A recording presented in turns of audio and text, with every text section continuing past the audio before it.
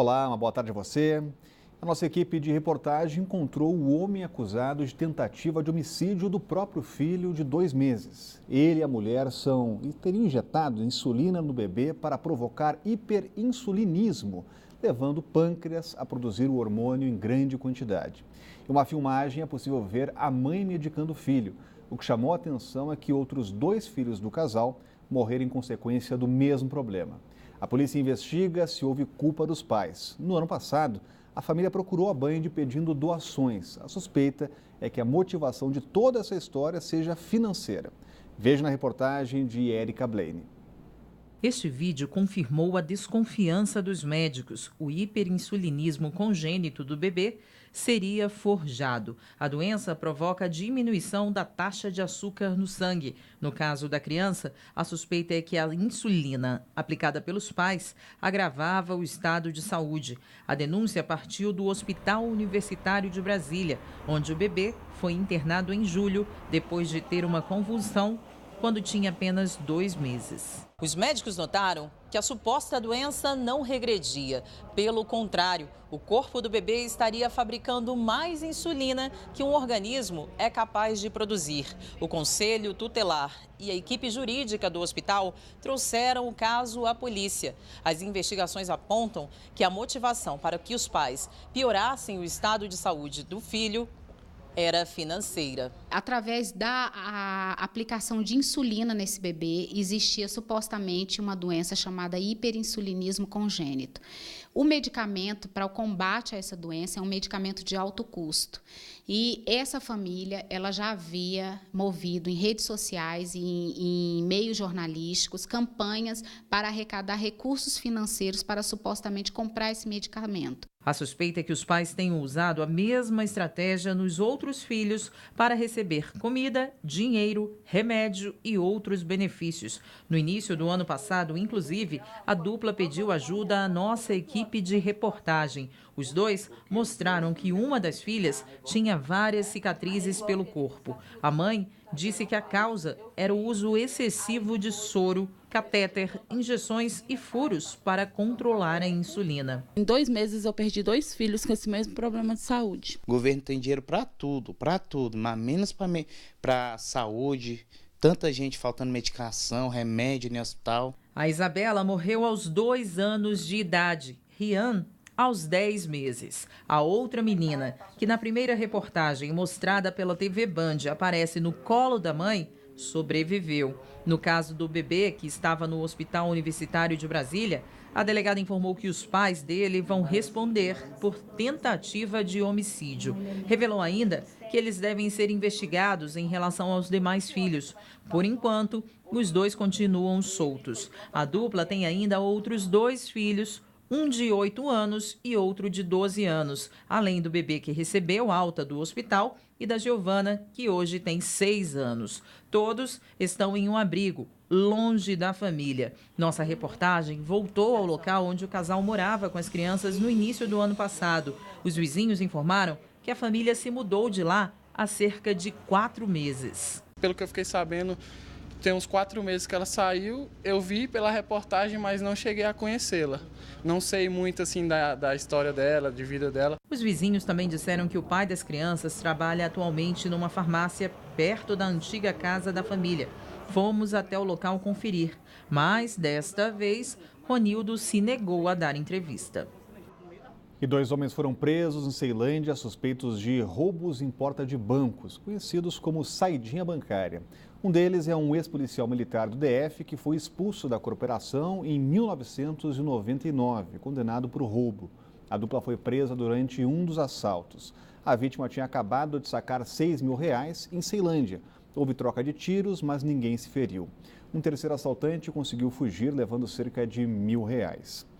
E os 3 suspeitos de matar o dono de uma sorveteria no Recanto das Emas foram presos em Lusiânia.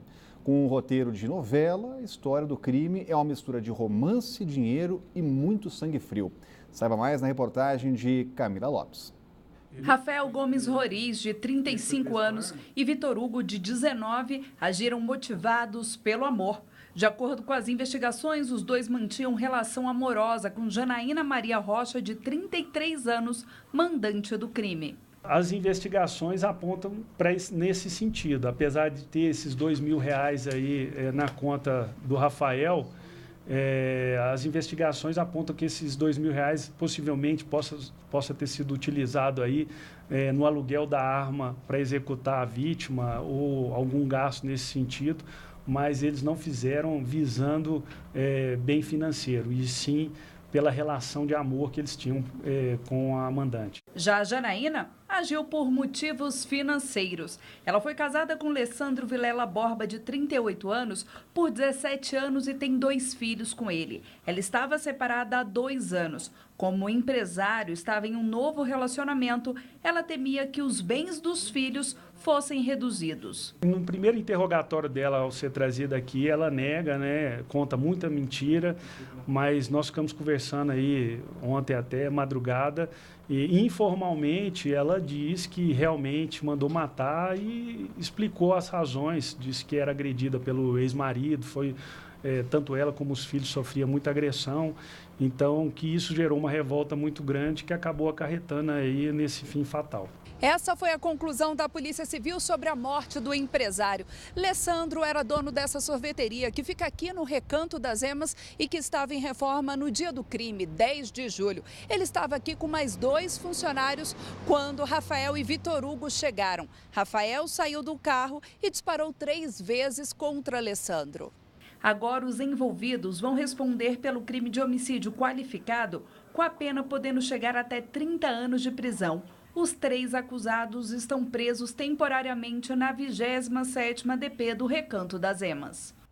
Uma mulher de 22 anos deu à luz a uma menina dentro de um carro na noite desta terça-feira no Lago Sul, próximo à Escola de Administração Fazendária. Ana Caroline nasceu por volta das 8h30 da noite, enquanto os pais tentavam chegar ao hospital do Paranoá. O corpo de bombeiros foi chamado, mas quando chegou no local, o bebê já tinha nascido e recebeu os primeiros socorros. A mãe e a criança passam bem. E o Senado aprovou nesta terça-feira, em votação simbólica, um projeto que altera a Lei Maria da Penha. Com a mudança, o delegado poderá conceder medidas protetivas de urgência a mulheres que sofrem violência doméstica.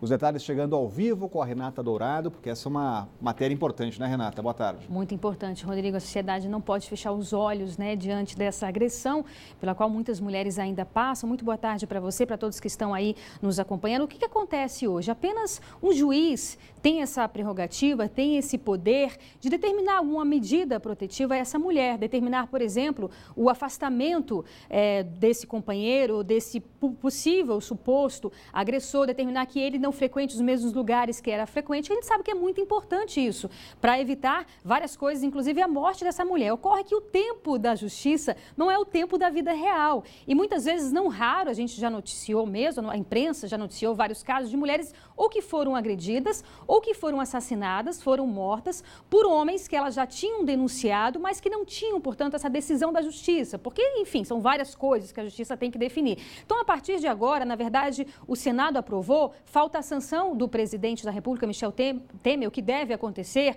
a qualquer momento hoje ou certamente nos próximos dias, porque já há um acordo com relação a esse assunto. Então, a partir de agora, quando houver a sanção do presidente Michel Temer, o próprio delegado que analisar aquele caso, a mulher então vai à delegacia, o delegado viu o perigo mesmo dessa situação, dessa mulher, aí ele já pode determinar essas medidas protetivas com relação a essa mulher. Ele tem que, no prazo de 24 horas, mandar isso para o judiciário. E aí o judiciário vai analisar, vai realmente dar o aval ou não. Mas, de qualquer forma, na medida em que ele já determina isso, isso já está valendo. Então, essa mulher já tem essas medidas protetivas com relação a ela, e esses homens, eles, portanto, vão ter que cumprir essa determinação. E como a gente disse, realmente, é um caso bastante delicado, Rodrigo. Para você ter uma ideia, a cada minuto, em média, dados mostram que 500 mulheres são agredidas no Brasil a cada minuto. Isso dá uma média por dia de 12.000 casos. Então, algo realmente bastante grandioso. A gente está falando de todos os tipos de agressão. Claro, agressões físicas, agressões emocionais, agressões psicológicas. E 50% dessas mulheres não denunciam, porque muitos desses agressores são companheiros companheiros ou ex-companheiros. Então, é uma situação realmente bastante delicada, que, como a gente disse, toda a sociedade tem que voltar os olhos. E a Lei Maria da Penha teve um avanço bastante considerável, porque a mulher não pode retirar a queixa e qualquer pessoa pode fazer essa queixa, qualquer pessoa pode denunciar essa agressão. O Disque Denúncia é 180, então a mulher que estiver passando por essa dificuldade, ou qualquer outra pessoa que tenha o conhecimento, pode e deve denunciar, porque realmente é uma responsabilidade, é um problema de toda a sociedade brasileira. Então, essa mudança dessa lei, dependendo, portanto, como a gente falou, da sanção do presidente Michel Temer, que deve acontecer nos próximos dias, significa um avanço muito importante. A lei também, essa medida também determina que várias delegacias de mulheres sejam criadas, porque muitas vezes as mulheres, Rodrigo, quando chegam a essas delegacias, elas são ridicularizadas na medida em que elas são atendidas por outros homens. Então, é algo realmente bastante delicado, bastante importante, uma mudança real aí, não só na lei, mas também na cultura. Rodrigo. Obrigado, Renata, que toca num ponto importante, a denúncia. 180, tem que denunciar. O relator da Comissão de Constituição e Justiça recomendou o arquivamento da denúncia contra Michel Temer e os ministros Moreira Franco e Eliseu Padilha. Ao rejeitar a segunda ação contra o presidente, o deputado Bonifácio de Andrada criticou a Procuradoria-Geral da República, a Polícia Federal e também o Judiciário. Em pouco mais de uma hora, o deputado Bonifácio de Andrada leu o parecer que recomendou barrar o processo contra o presidente Michel Temer e os ministros Moreira Franco e Eliseu Padilha. Além de afirmar que faltam provas, o relator disparou contra a atuação da Procuradoria-Geral da República. O Ministério Público, hoje, órgão poderoso no nosso sistema, que aliás se utiliza e domina a Polícia Federal, mancomunado com o Judiciário, trouxe para o país um desequilíbrio nas relações entre os poderes da República. Sem nenhum elemento efetivamente confiável de prova. Tudo está baseado na palavra de confessos criminosos. A oposição tentou fatiar a denúncia, mas o pedido foi indeferido pelo presidente da Comissão de Constituição e Justiça. Após a leitura do relatório, nova tentativa. A oposição defende que pelo menos os votos sejam separados. Rodrigo Pacheco define na semana que vem se isso vai ser possível. Respeitando o requerimento do deputado Alessandro Molon, eu preciso apreciá-lo agora à luz desse parecer que foi emitido pelo deputado Bonifácio Andrada para saber se tem algum cabimento ou não esse parcelamento de votação como se fosse uma proposição legislativa. O clima foi bem mais tranquilo se comparado à leitura do relatório da primeira denúncia, não apenas em respeito ao relator, que tem 87 anos, mas muito em razão de um resultado já previsível. Mesmo a oposição admite a vitória de Temer e dos ministros na comissão, que volta a se reunir na próxima terça para discutir o parecer. Muitos deputados estranharam o presidente Rodrigo Maia ter aberto a ordem do dia quando há votações durante a reunião da CCJ. É que essas duas sessões não podem acontecer ao mesmo tempo.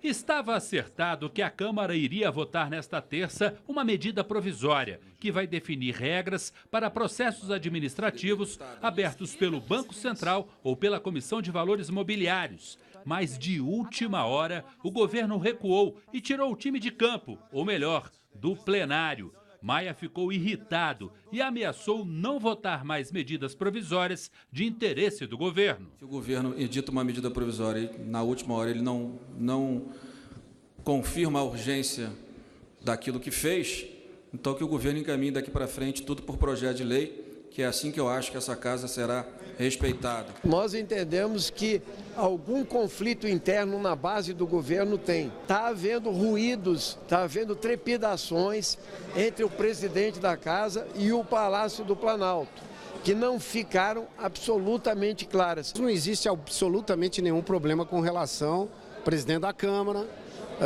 com o presidente da República ou com qualquer estrutura de executivo e legislativo. E a seguir, faquinha contra aval do Congresso em caso de medidas cautelares. Voto prejudica Aécio Neves, afastado do mandato há 2 semanas. Boa Cidade, volta já.